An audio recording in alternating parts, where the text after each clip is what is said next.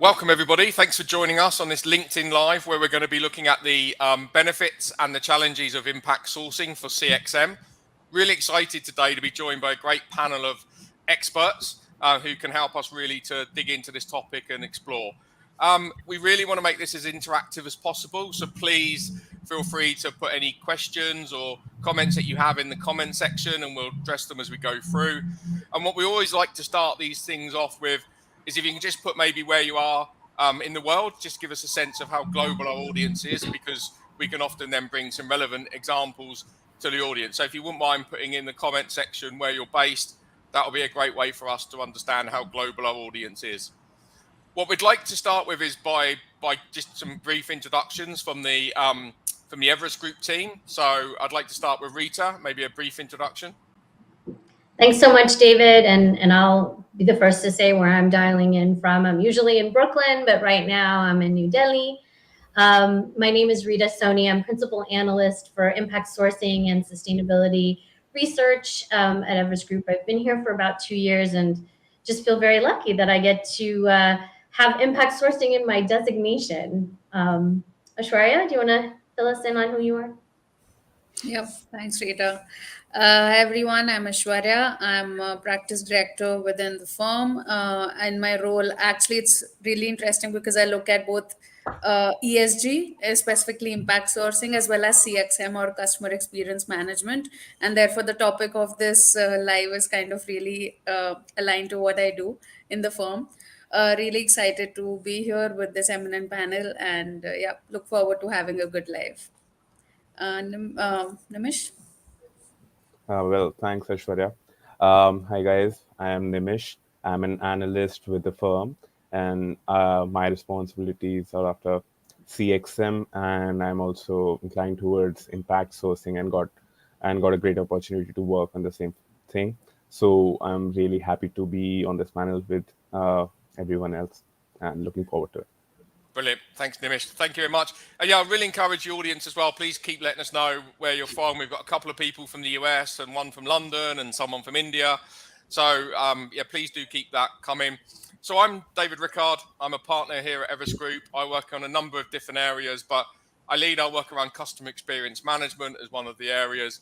And one of the reasons why that I'm really passionate about this topic and really wanted to make sure that we had this great session today is that in my past, I've been in Everest Group a couple of years, but prior to that, I'd spent a couple of years in consulting, and then before that, I was at Microsoft for 17 years. And we actually did a lot of impact sourcing work. And one of the people I worked very closely with in my time at Microsoft was John Browning. So I was really keen to get him on this session today because not only is he a great speaker, but he's got a lot of passion for this topic around impact sourcing. So John, maybe if you could just introduce yourself and tell us a bit about what you're doing now and what you're doing with the GMI.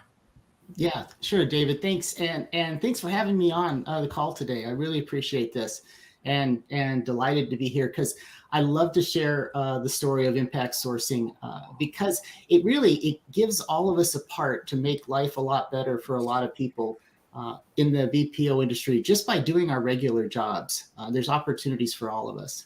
So I'll just tell you a little bit about GMI.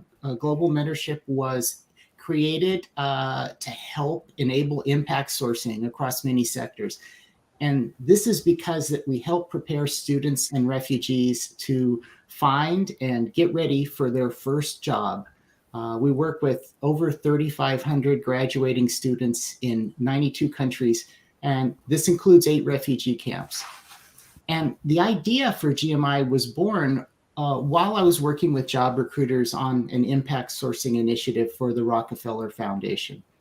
And it was enlightening. They informed me that most of these good jobs, including the ones in the BPO industry, aren't always going to the young people, the impact workers, if you will, who need them the most. Instead, more than likely, these jobs are going to the people who already have a good support network. They have business connections and sometimes even mentors. So while our graduating students were equally qualified for these jobs, sometimes they were less competitive in the job search because of this. And so tackling this opportunity gap is what GMI is really all about. We match students and refugees with a business professional, just like you, and they begin a structured short-term mentorship program that it's online. And so far, the results have just been incredible. We've grown from 20 students at launch in March of 2020 to 3 years later now, 3,500 students, over 3,000 mentors as well in the program from a lot of different companies. So let me just say that we'd love to have anyone listening to be a GMI mentor. And I think there was a banner we showed just a minute here that tells you how you can learn more. If not, you can just go to globalmentorship.org. So thanks again, David and team, for the opportunity to come on and talk about impact sourcing. Brilliant. Thanks, John. And yeah, I mean, I can only say good things about the GMI, not because you're paying me to say it, but because actually I've been a mentor for the GMI. I think it's such a professional program. Really enjoyed my time mentoring someone, helping them learn a little bit that I know about working in the industry and working in a professional role. So it's such a great program. So I would encourage anyone who is listening in today or looking at the recording of this later to check out the GMI. So I think that's enough of the adverts for GMI, John. So let's move on. But I also know that you've worked with Rita in the past. So maybe Rita, John, do you want to share a little bit about how you've connected, because it's directly related to impact sourcing and where we are today? Sure. I like to say that John and I were there when impact sourcing was born. When the terminology was created by Rockefeller Foundation as a getting a bunch of us together to really think about how to grow jobs for the most excluded. I was at NASCOM Foundation. I was leading NASCOM Foundation here in India. And John, I think you were still at Microsoft, right? Mm-hmm. All right. Yeah. And I think, go ahead. Oh, I was just going to say, Rita, that particular meeting in 2013 at the Rockefeller Foundation event was a watershed experience for me. It actually was a turning point in my life. And because, a lot of us, especially if we've been at a company for a while, we start thinking, is there something else I should be doing to give back to society or to pay it forward what I've been given? And I hadn't yet found that opportunity yet. And that presented a way for me to do this, and it became my second career. So I remember that meeting like it was yesterday. And I remember you being there with a lot of the other impact sourcing leaders that we see today in the industry. Yeah, it's kind of become the old boys club, not quite boys, but the fact that there's still so many of us that have hung on to this concept. And for me, it was a watershed moment in the sense that I've been grappling with thinking about technology for good as a business case and not something that was just a philanthropic, you can't scale activity. And the fact that we could bring this to the country where this industry practically started, or at least it scaled, was just a huge pleasure and an amazing opportunity. Brilliant. Thanks, Rita. Thanks, John. And yeah, thanks for all the work. I mean, it does make me think, though, sometimes when you hear you two talking, is this in 5-10 years going to be a bit like Woodstock, where everyone was there when it was created? So, but I believe you two that you were there at the start. So thanks for your input. So let's get into the conversation. I've seen that actually there's been a few comments on where people are based, which we've got great representation from the US and the UK and India. We've also got Colombia. We've got a couple more people from India. So thank you very much for putting that in. And say, if you've got any questions for any of the audience, then please just put it in the chat or in the comments and we'll get to it. But let's start with a conversation around, okay, so what are the benefits of impact sourcing? I think if you've joined this, you probably understand a bit about what impact sourcing is. But let's talk about the benefits. And Aishwarya, I know you've done a lot of work in this area as well, working with Rita and the team, and you're an impact sourcing fellow here at Everest Group. So maybe just give us a little bit of a view in terms of the benefits of impact sourcing. Sure, David. So I can go first. And then, of course, I think Rita would have a lot to add to that. But I mean, the benefits of impact sourcing are pretty clear. I don't think we have to keep on talking about them, because whoever is in this field would definitely know that hiring impact workers is not just is not just social sustainability, but it is also business sustainability, and it actually helps your business become better. How that happens is in three ways mostly. First one is you obviously get a lot of talent advantage. You get access to untapped pools. You get access to populations that you otherwise would not, intentionally go after. But within an impact sourcing construct, you do that, and therefore you you get access to this rich kind of population which probably might not have the opportunities that the others do, and therefore they are more likely to kind of come forward and do the job and do it well. So that's the first thing, that's the talent advantage that you get. This is especially relevant because in the past 2-3 years we've seen the kind of talent shortage and attrition that the impact sourcing and that the CXM or even the BPS industry has been facing over the past 3 years post the pandemic. So this especially comes into play now more than ever. Impact sourcing is really important for enterprises as well as service providers.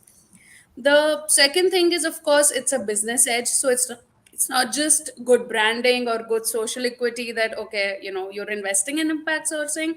So it's not just good branding for your employees, for your customers, for your investors, for your board, for your stakeholders, everyone. It's not just that. It also gives you long-term cost savings, not because of any differences in kind of wages, of course, but in the just that different market rates apply in different places, and therefore because this pool is often found in either rural areas or little disadvantaged areas or underprivileged areas, these result in long-term business savings.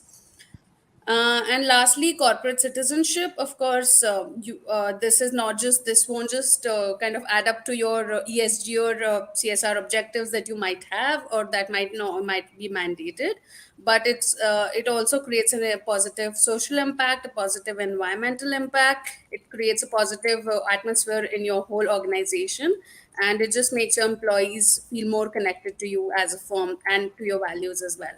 So these are the three different ways in which businesses benefit from impact sourcing. There are others as well, I'm sure, but these are the ones that we see very clearly playing out in the field. Thanks, Ashwarya. And Rita, I mean, I don't know, do you want to have anything to add to that? Or John, from your perspective, it'd be great to get your perspectives on this as well. I think Ashwarya covered the major benefits, but I will add from a cost savings perspective, which is often part of the conversation. We also see huge benefits that are related to lower levels of attrition and higher levels of quality, which both also affect the cost of delivery of these activities. So thanks. I mean, I think that those are the major sort of quantitative benefits. And Rita, sorry, John, but just to quantify this, I think, because one of the questions we got when we started impact sourcing or looking at impact sourcing was, is it a source of cheap labor? And I think the important to point out, it isn't. The people are paid exactly the same, but the financial benefits are due to less attrition and highly engaged workforce. But for people who are maybe thinking about impact sourcing for the first time, I think it's important to stress that it's not a source of cheap labor, but it's the quality of the labor and the talent pool that you're accessing. But no, again, Rita, if you want to add to that. Yeah. No, David, that's absolutely right. And I think the fact that impact sourcing has gone global is an even bigger indication that this is not about lowering paying less to those that are systematically excluded. I think it's about having fair wages. It's about being very intentional about your inclusion and figuring out career paths as well that make a difference to the delivery of your operations and really get buy-in into the business. It's certainly not about a wage disparity. I think that that was actually some of the things that we talked about back in 2013 when John and I were with the Rockefeller Foundation, that this should not be something that is then like the going down to the bottom and making this about paying people less money. It really is about good jobs. Yeah, I just add impact sourcing's a great model that needs to be marketed better so that people really understand the benefits. And if we think about this in two ways, the benefits and risk to the buyers of services and the benefits and risk to the providers. And as we just mentioned, it's the It's for buyers, it's keeping the quality of service high, but balancing it with cost. And Rita, what you just said about attrition rates being lower, which is proven, over time, they get better at their jobs. They make less mistakes, and then they become subject matter experts. For example, in contact center work, impact sourcing workers can handle calls quicker. They can handle them with more accuracy, which is at the heart of adding extra value. And if I could just touch for a minute on the value to the provider of services across BPO, whether it be contact center or back office or whatever.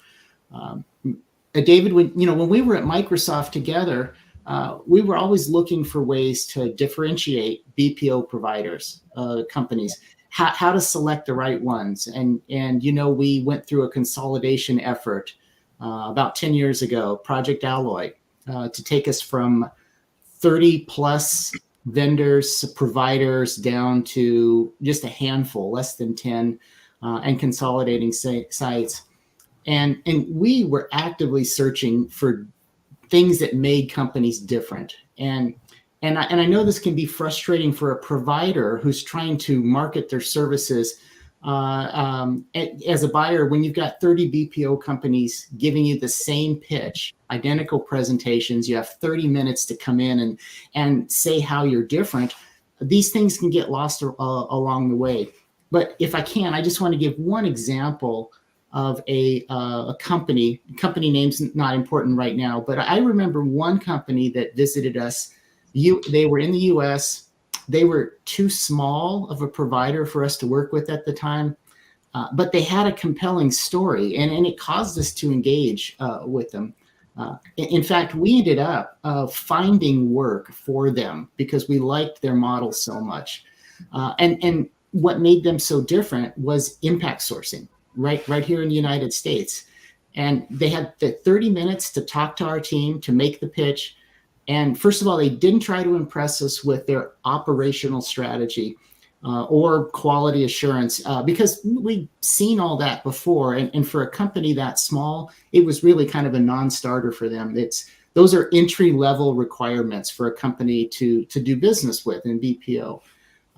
They didn't talk about processes, but instead they used their 30 minutes to tell a story of how they recruit people who typically are not BPO workers, people maybe that are going through tough times. And they talked about how they can provide opportunities for these people in their community, and how those workers become very proud for their contribution on that job.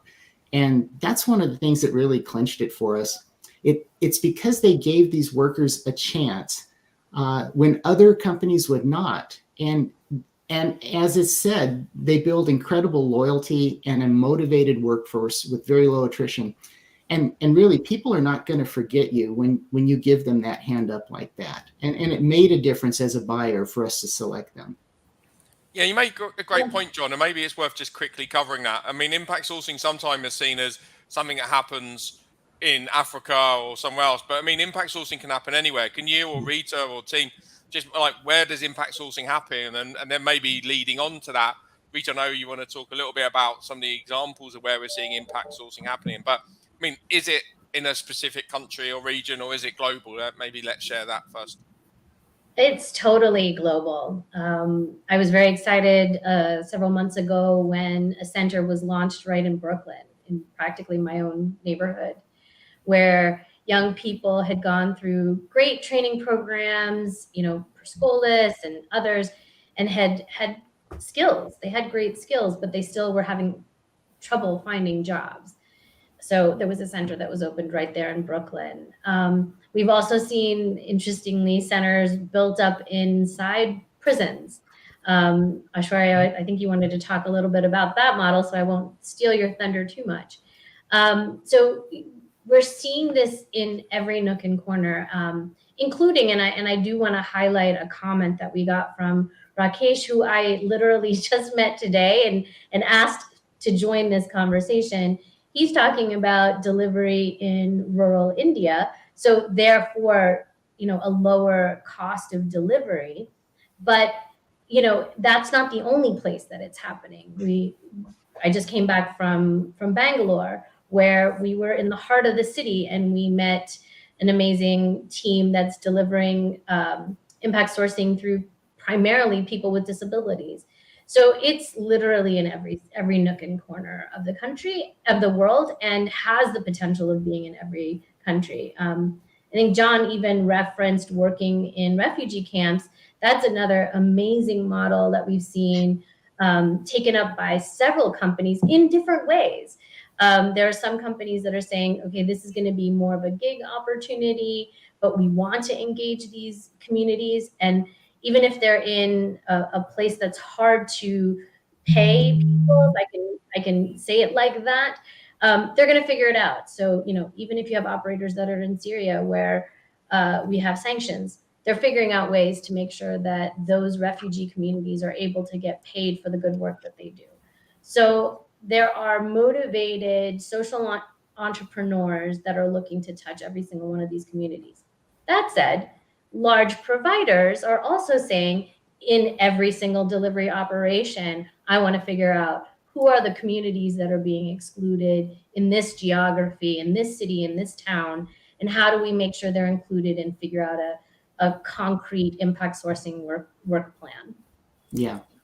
I just add that impact sourcing is getting a lot more recognition now, which is fantastic. And organizations have taken this up. You mentioned refugees.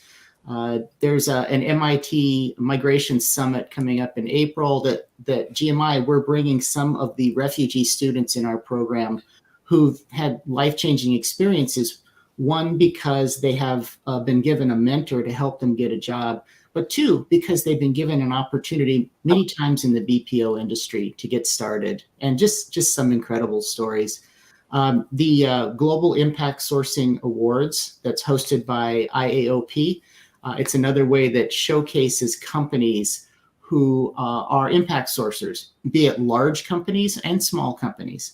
And if you want to learn more about just what's out there, they're a great resource, IOP, for impact sourcing as well. Thanks, John. So I'm just looking at the chat, and I think all the comments, and it looks like there are no specific questions, but lots of passion around this topic, and actually people making some great comments, like the one from Cheryl about what they've done in South Africa, which I think is a great example. So please keep the passion coming, and examples if you want to share.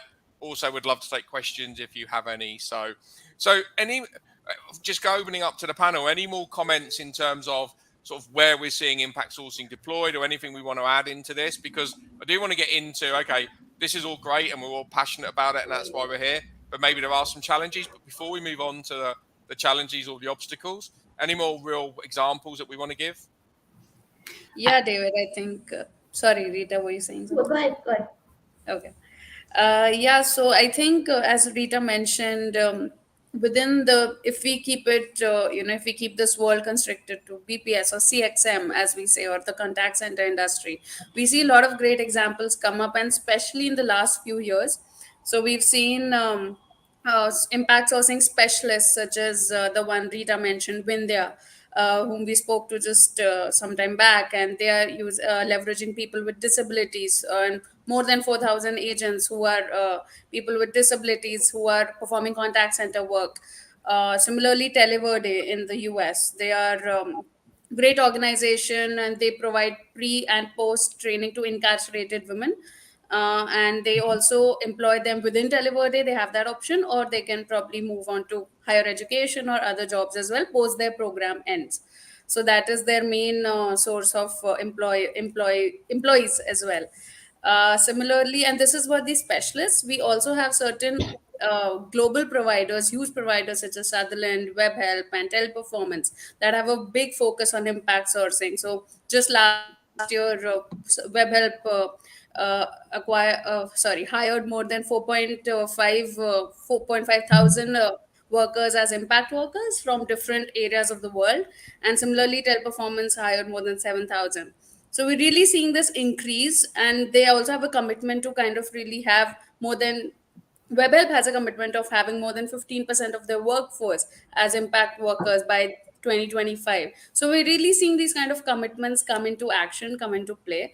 And we're really happy that this is happening within the CXM industry, which is kind of the bellwether of impact sourcing, only because it's so widespread, and it's probably one of the paths that underprivileged workers can take to employability.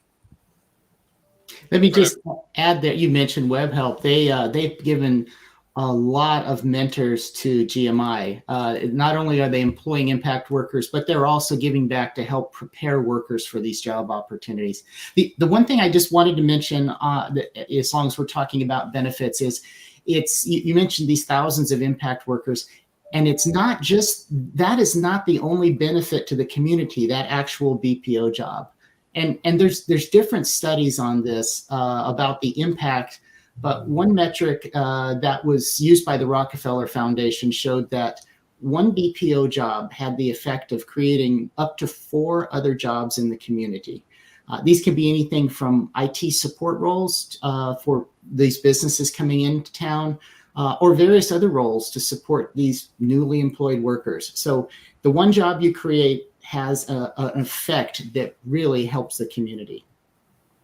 Brilliant. Thanks, John. I want to get to a couple of questions just because I like, before we go on to some of the barriers or challenges. But so Mark Hauge, good to see you again, Mark. I know we've touched base recently. You made a comment around John had called out that jobs are not always going to the people that need them. How was this identified, and was a solution established to fix this scenario? So I don't know if you've, John or Rita, at the start of impact sourcing, how you thought about this. Yeah, so I can start, and then please help me, Rita and Ashwara. Hi, Mark. Good to see you again. We worked together over the years. Yeah, this is an issue because when you're hiring impact workers who have less experience than some traditional BPO workers, on the plus side, you're going to get a very motivated worker who's going to stay longer on the job, much longer. And however, you also have a fresh worker in many cases, and they need a little extra training. And I remember the day I was in South Africa, in Johannesburg, working with job recruiters there, and it was for a large telecom company that was bringing workers to South Africa.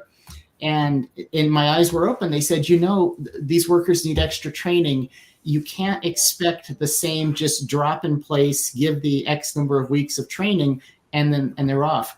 If we had a graph, we could show the curve of traditional workers versus impact workers. Impact workers will start off a little slower on the ramp up, but they actually exceed the traditional worker over time. And then, of course, the traditional worker drops off because they leave. The impact worker stays longer. And so you're getting a net significant benefit. But it's something that you need to be prepared for when you intentionally hire impact workers. I think the addition to that, John, is creating partnerships with the ecosystem. And since you mentioned South Africa, we know Harambe has been around for a very long amount of time, providing that up ramp and the training. There's other institutions like Career Box and in South Africa. And then here in India, there's a whole ecosystem around vocational training and skills development, both by the public sector as well as nonprofits that are doing that. And in the United States, what's been really interesting is to see businesses saying that we're going to actually start recruiting from community colleges and vocational institutions.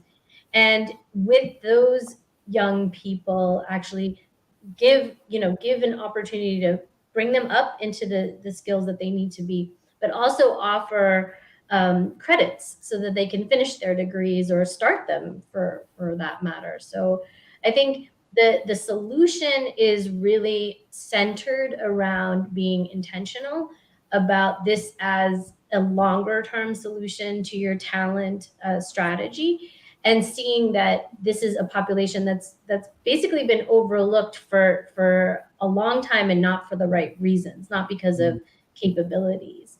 And that was the other piece I wanted to add to our earlier conversation, David, that that I think one part that has increased as well is the kinds of services that are being delivered, and the kinds of activities that these young people are doing. And I do say it is mostly young people, but there are some companies that have decided that they're going to target older adults, bring people back from retirement. It's such a wide range of things, but I think just that ability to start doing deliver a variety of services is another important aspect of this. Yeah, and older people are great because there's hope for me and John yet. Then, if you're targeting older people, so that's good news. So I also it's a fairly tricky question, I think, from Jai, but I'd like to sort of get your view on that in terms of as companies raise investment, it's harder to qualify for certifications for things such as minority ownership. So how do we expand buyers' understanding to cover funded companies, which will allow impact firms to scale up? Do you have a view on that? Well, I mean, what's our point of view or advice?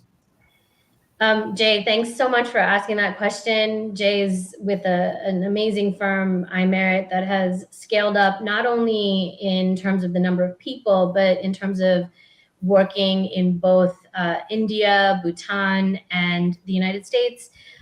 So, an inspiration. And I think this is a great question to hear from you, because I think what we're doing, at least at Everest Group, is doing exactly this, having these conversations in a live manner so that there's as much dialogue and discussion as possible. And David, I don't know if this is the right time to do my plug about the Clinton Global Initiative. It's never a bad time to do a plug for CGI, so go ahead. I think the CGI Clinton Global Initiative has been another amazing platform for us to talk about the benefits of this model to buyers and the whole ecosystem, for that matter. I just had a couple conversations this week with the sort of ecosystem of recruiters and that skilling space as well, and thinking about how is it that we're targeting people that are typically excluded and getting them into the ecosystem. So the Clinton Global Initiative is a pledge that we took on behalf of this industry to say that it could be a lot bigger than it is. Today, our measure of the industry is that there's about 350,000 people that we identify as impact workers. And again, global conversation. But we do think that number can be a lot bigger. So we've made a pledge that we think there can be at least 500,000 impact workers within 3 years. And we do ask anyone that's on this call to please join this movement. And Jay, I do think that the more that we talk about it, the more that we share our best practices and demonstrate with numbers and quantifiable results that this is not just impact in the feel-good sense, but impact for business. Brilliant, thanks, Rita. And I think it sort of links to the other question that we've had from John Yarlett, who's in the UK, which was around sort of a lot of passion around this topic. But do we need to create standards or take it to the boardroom? So again, John or Rita, I mean, what's your view on that? I mean, standards are always quite worrying in terms of, I mean, that becomes a long, drawn-out process in my personal opinion, but I'm not the expert in this space. So what's your views? Yeah, let me start by saying there's a lot of great BPO companies who use impact sourcing, but they don't let their clients know about it. In fact, sometimes they don't even call it that when they're discussing what they do internally. And we're talking now about how does impact sourcing become part of the mainstream strategy. And I think if we just take a moment and think back about other business trends and how they've become mainstream, for example, Six Sigma, or maybe that goes back too far, maybe Agile is another good example. Even I had to have my Six Sigma certification at one point. And so why did companies so readily buy into Six Sigma? And it's because of a few things that happened. And you can read books from Malcolm Gladwell to understand these things. But it's because influencers were talking about it, decided to promote it. Researchers, analysts, companies like Everest Group were documenting it and then talking to their customers about it. And then customers of services, buyers, started asking about it. And so then businesses providers, et cetera, they saw this as a competitive differentiator. And I think what we need to do is follow that chain to create that buzz, to create that desire for both buyers and sellers to say, hey, other people are doing this. What am I missing? And we want the same thing to happen to impact sourcing. And so the things that are happening with CGI right now, that's a great way to raise visibility. But it comes down to companies, providers, unashamedly talking about the good works that they're doing in communities and not shying away from that as a differentiator to their competition. Yeah, I love that. Yeah, I love that. And I want to add, and John, congratulations on launching the Impact Sourcing Alliance. I think that is also going to raise a lot more awareness and visibility. But I have the similar take that David and John have on standards. I think what's happened in the, let's say, do good space is that in sustainability, there are a lot of standards and there's a lot of visibility as to what's happening. And, everything from GRI to CDP in the carbon space. And we're going to see regulators continue to do that and continue to talk about those things. From an industry perspective, we are of the view that at this moment, it's really important to celebrate the good work that's being done. And to highlight that it's not just a feel-good, pat yourself on the back, kind of do good work, but what are you doing that's intentional? How are you bringing people into communities? How are you bringing people into the workforce, and how is it affecting it? And keeping tabs on those measurements. Buyers of these services look at every nook and cranny of your delivery. John, I'd actually be surprised if there are some buyers that don't know they've got impact workers, because they do seem to control every SLA and every aspect of what's getting delivered. But point is, yeah, wear it on your shoulder about the good work that's being done and highlight that demonstration. I mean, I loved Cheryl's example of working with people that have a visual disability. Bring those people in front of your clients to show the great work that's happening, and it goes across all of these different benefits. Brilliant. Thanks, Rita. I want to take one more question before Nimish and I bring the mood down a little bit, because people are getting too happy and therefore we have to bring it down. That's my job. But a question from Leslie, which was aimed at you, John, I think, was around, are there industries that are better suited for impact sourcing than others? And so, again, we'd love to get your view on that one, and then maybe the panel as well, and then we'll move on. Yep. Hi, Leslie. Good to hear from you again as well. That's it. That's a great question. There are educated workers in every country that need a job. And when I say educated, there are specialists. There are people that have went to college to be accountants, and they understand data processing and software development. And there's something different now than 3 years ago. And that's that we're much more readily accepting remote work. And so because of that, you can draw from your best resources in almost any country in the world. I look forward to the other panelists on here, but I can't think of an industry that is less suited for impact sourcing versus others. There may be some, but generally across BPO, these are great targets for this type of work. Thanks, John. And maybe just picking up on that one, because it links to challenges. So we'll answer the question from Alex, and then we'll move on to the actual challenges that we see. But Alex has asked, what challenges are there with doing impact sourcing in customer service versus other, in quotes, easier processes like content moderation or machine learning? So what have we seen? And maybe, Nimish, if you're comfortable taking this question, then we can link into the broader challenges.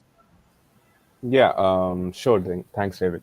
So I think compared to content moderation and ML, basically the challenges are pretty similar in most of the industries, which I'll be covering in a few moments. But the one thing that I think would stand out is would be linguistic barrier that feels, because in customer service you need to have vast language diversity. You need to support different languages. So that can be one barrier, which in turn kind of creates a high training cost, and because it requires a lot of training, right?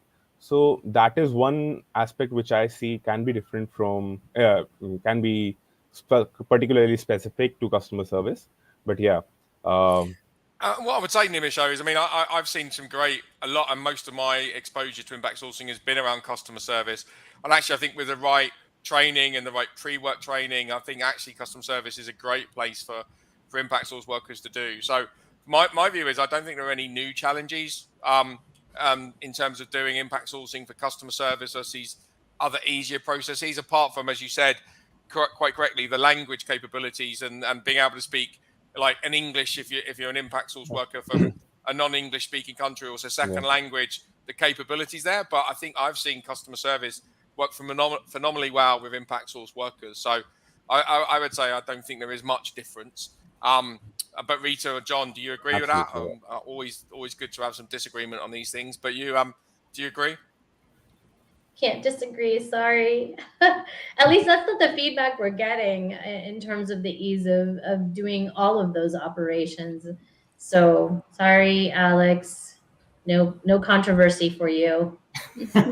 Alex asks the difficult questions. He is actually one of my fellow judges on the Impact Sourcing Global Impact Sourcing Awards. I would just add that there are really smart companies in BPO right now that are already making inroads to non-traditional markets that the larger, more maybe traditional companies haven't yet discovered, and those companies are really changing the landscape. And places like, I'll just mention an example: Kenya, Ghana, South Africa, other provinces in the Philippines, all of in Central America, South America now for certain opportunities. There are companies already there, and I think it's a matter of one of these days you're going to find yourself left behind if you're not investing in these regions. Thanks, John. So there is a question around the Clinton Global Initiative. We'll come back to that if we can. We'll park that just for a minute. But I'd like to get on to Nimish. Maybe I know you've done the research in terms of some of the challenges that we have to overcome, and I think they're all overcomable, if that's the word. But maybe you just quickly take us through some of the challenges that we see from our research. Yeah, sure. Thanks, David. So as you mentioned, impact sourcing, as you may know, has various business, talent, and sustainability related benefits. However, like buyers and service providers often face challenges in implementing these initiatives. So the first challenge that I would like to point out is the high training cost. So the cost of training impact hire is relatively higher than non-impact hires due to the lack of relevant education and experience of impact hires. So periodic investment in the form of scaling and upskilling resources poses a challenge for buyers and service providers in terms of managing the high training cost. So to mitigate this challenge, organizations can kind of create a robust in-house training program along with required tools, trainers, and like self-paced learning courses. They can also partner with NGOs or other training institutes for focused training programs in developing the core skills. The second challenge would be high ramp-up time. So due to the requirement of basic training and orientation to client-specific training, the lead time to start typical CX operations increases. So therefore, impact hires cannot be staffed immediately and need additional ramp-up time. So for this, organizations should focus on effective skill mapping exercises to quickly identify the right talent while scaling the delivery, and should also focus on impact sourcing for quick ramp up time. They should also like maintain a pipeline of or pool of impact workers, or maybe they can also partner with gig CX specialists that have some impact sourcing initiatives. This would also help provide an adequate talent buffer and minimize the lead time while deploying impact workers for the CXM delivery. The third challenge would be access to the right talent, which is a significant challenge. So a significant talent pool exists in remote places, as we all know, with limited checks and regulatory frameworks. So which make access to talent difficult, essentially. So there should be an optimum mix of like direct hiring and hiring through partnerships with NGOs and various, let's say, government organizations. And also maybe opening new sites in disadvantaged areas with adequate college going graduates, and investing in the local community would help improve the skill of the existing talent. So identifying those areas basically. The next challenge would be lack of impact measurement. So, given the complexities of the kind of CXM work, measuring the tangible impact of impact sourcing on business outcomes becomes quite challenging. And so it becomes important to establish and incorporate proper hiring, recruitment, and training policies, having a balanced scorecard approach or other tracking mechanisms, which will not only measure key performance indicators like such as CSAT, customer satisfaction, NPS, Net Promoter Score, productivity, or attrition, but also identify impact workers correctly according to different regions and situations. This would enhance the business case for impact sourcing and encourage organizations to hire impact workers intentionally. The Brilliant. final challenge that I identified is leadership buy-in. So many businesses have yet to fully integrate social sustainability into their operations and may not yet have fully embraced social sustainability as a priority. So as a result, implementing impact sourcing can be challenging because it requires firms' leadership commitment to social sustainability. So governments, NGOs, and training institutes and industry associations must work closely with these businesses to educate them on the importance of social sustainability and to help them basically integrate it with their CSR or ESG objectives. So Brilliant. yeah, Thanks, these are the thanks, challenges. Nimish. And it sounds like, without a shameless plug for Everest Group Research, but it sounds like we've identified quite a few of the challenges, but we've also identified how to overcome some of those challenges, which is great. So we would encourage people, if you're struggling with some of those challenges, to reach out. I think we've done a lot of work on identifying not only the challenge, but how to overcome it. So just one more question maybe we'll get from Ganesh, which was asking, John, if you can give any examples of the actual jobs or tasks that are performed by impact source workers. But it doesn't have to be only John asked this. Maybe if anyone else has got a view as well. But it was directed at John, so we'll start with John.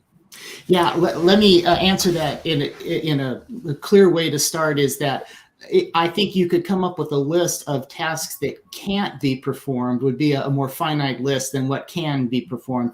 Impact workers are ready to be molded into doing the jobs that you want them to do. They're motivated. They are trained. You give them the training for the specific job. And I can't tell you how many, using contact center as an example, how many people that started on the phones in impact sourcing that I now see are supervisors, managers, call center directors. It's just a common occurrence. And those were impact sourcing workers. So and I'm glad to hear anybody else's thoughts about areas to steer away from, but I think anything is available here.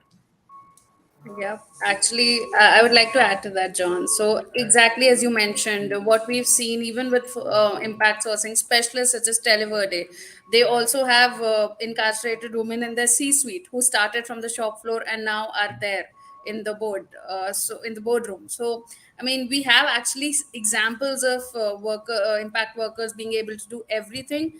They might start slow, they might start with some kind of transactional jobs or maybe voice, but we have seen them evolve into virtual assistant trainers, ML trainers, things like data annotation. They do a lot of even things such as lead generation, sales and marketing activities as well. So there's almost no area that they've not progressed to. It's just a matter of training, and it probably just takes a little bit more ramp up time, as Nimish mentioned.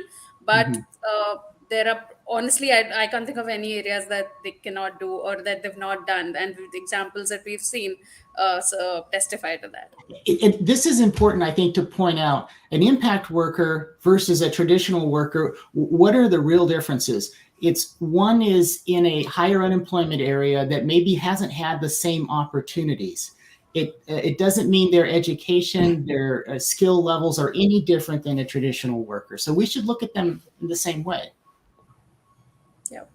Great, Yep. thanks, John. No, and I totally agree, and I'm really passionate. I mean, I think just because they come from a marginalised part of the community, then doesn't mean that they don't have the abilities of everyone else. It's just for giving them the opportunity, and I think that's where impact sourcing is so valuable. So I just have to add to that last point. One company had given me the example of actually seeing impact workers doing better at a particular task, and that was in collections. At first, they were taking longer on the calls than their usual workers, but then they found that the collections process, because of their own empathy with the customer that they were talking to, was actually done better. They had higher returns and better results than their peers. So I think rather than ask what they can't do, it's ask what can they do better than others. Mm-hmm.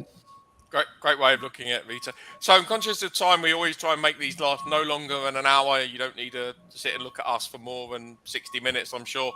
But I want to give us a chance for. So if you've got any more questions, please get them into the comment section. But Rita, maybe you could take a stab at the question from Rakesh around what is the CGI doing to help increase the number of impact sourced FTEs, and then I'll take any questions before we wrap up. Absolutely, absolutely. Well, I think the first thing that the CGI did was actually have President Clinton's attention to this. And if you haven't watched the video of President Clinton, I highly encourage you to visit our CGI page that has both the video and all of the companies that have signed on to the pledge, just to see that this is not just a niche activity. It's not just the diehard feel-gooders like me, but it's really become mainstream, and you'll see some very large logos there as well as niche players. I think that's the first thing. I think the second thing is this is a 3-year commitment, and the foundation has access to a lot of very large businesses and a lot of heads of state. And we do see that incentive programs, and Rakesh, you're the one who told me about some interesting incentive schemes that are happening in rural India, specifically in Telangana. Those are also going to be influenced by the fact that we have heads of state that are learning about this initiative. And these incentive programs exist globally. We see them in South Africa. Again, the programs that I've seen here in the United States have come hand in hand with incentive schemes also. And then I think third, this platform, honestly, it's giving us an ability to reach out to literally every single business, whether you're providing the services or you're buying the services or you're somewhere in between. Literally every single one of those entities have the influence to increase the number of people that are impacted. And as goofy as it sounds, I love Jay's comment about impact is in the eye of the beholder. I think that's true too, that we all have that ability, whether we're an intrapreneur or an entrepreneur, to bring this to leaders' attention and decision makers' attention. Brilliant. Thank you, Rita. So one last question before we wrap. It was a question from Larry. Is there a way to certify as an official impact sourcing company or for a specific project? So I don't know if you want to take that one or... Yeah, Larry, I'm not sure if you were on when earlier John was asking us about specific certifications, and we all sort of came to consensus. We didn't have a lot of controversy on this panel, interestingly. Just that there's maybe not a need for certifying specifically impact sourcing as a delivery model, although there are ways to demonstrate that. And there certainly are, within the whole ESG alphabet soup, a lot of different ways that we're seeing companies demonstrate that. But also there are initiatives like our friends at BSR that had started the Global Impact Sourcing Coalition. They do have a certification program if that's something that you really think needs to be done. There's also the work that's been happening out of the UK, and John earlier mentioned the awards that are given away by IOP. That's also kind of a stamp of approval. But frankly, I think the most important way that you can demonstrate your impact sourcing capabilities or find those that are doing impact sourcing is through these networks and actually seeing the activities on ground and seeing the work really happening. Thanks, Rita. Appreciate that. One last question, and then we will definitely call it a day. Thomas has asked, have you seen or heard of instances where impact sourcing is written into a provider contract or measured as a KPI? So maybe you could take that. And I don't know if Aishwarya, you have a view on that. I think you were nodding your head, but maybe I picked up on that wrong, or if not, Rita or John. I can go first, and I'm sure Rita and John will have a lot to say. But while we in the CXM industry specifically, while we've not seen it measured as a KPI or an SLA, we have seen it being included in RFPs, being actually a requirement in some of the cases in the RFP or the request for proposal. So this does get some weightage in the RFP. But it is not, and then it's written into the contract, but we've not really seen instances of it being measured as a KPI. Let me just add, I'm so glad, Tom, that you asked this question. Tom's a friend of mine, so thank you for that. Impact sourcing, it gets ingrained in our industry when buyers start asking providers one simple question, and that's, how will you use impact sourcing in my business if I give you the business? At Microsoft, during our consolidation phase, we actually included impact sourcing as a judging criteria in the RFP. I'm not sure if that's still in process there since I've left. But when you start making it known to your potential providers that impact sourcing is important to you and that it's part of the judging criteria for awarding business, think about if we all did that as a buyer, what impact immediately that would have on our industry. Brilliant. Thank you. Sorry, David. I No, can't stop jumping in. Just on that point of what's getting included in RFIs, we have seen this getting included in RFIs in the same way that RFIs are beginning to include carbon footprint measures as well as targets to decrease your carbon footprints. We're also starting to see the social side of ESG getting measured. And we've actually developed a tool both for providers to be prepared for these kinds of questions and for buyers to ask those questions. A tool that highlights all of the sorts of ESG criteria to keep in mind. So impact sourcing is obviously, we're very passionate about that. So that's obviously part of it. But another, every aspect of E, S, and G, and to see that as more of an opportunity than as something that's gonna hamper your business, and we're seeing those getting used. Literally, I think just in the last several months, we've started to see providers come to us with their RFIs and saying, "Look, it's there now. You've succeeded in influencing the industry," which we're happy about. Brilliant. Thank you. So I want to wrap up now. So first of all, I'd like to thank the panelists. So obviously the Everest team, but especially John for coming as an external speaker. He vowed never to work with me ever again, but here we are. So those photos I have of him obviously work. So thank you, John. I really appreciate it. I would encourage any of the audience listening that if you want to find out more, Everest Group, we have a whole host of information on our website that you'd be able to access. If you're interested in the GMI, and again, I would highly recommend that, having been through the mentor process myself, I would recommend taking a look at the site there as well. But please, as I say, you've got all of our contact details. If you've got any follow-up questions, please reach out, take a look at our information, and really appreciate all the passion that people have had for this topic today. So thank you very much. I'll give you 1 minute back before your next meeting, but yeah, thank you. And as I said, reach out if you've got any questions.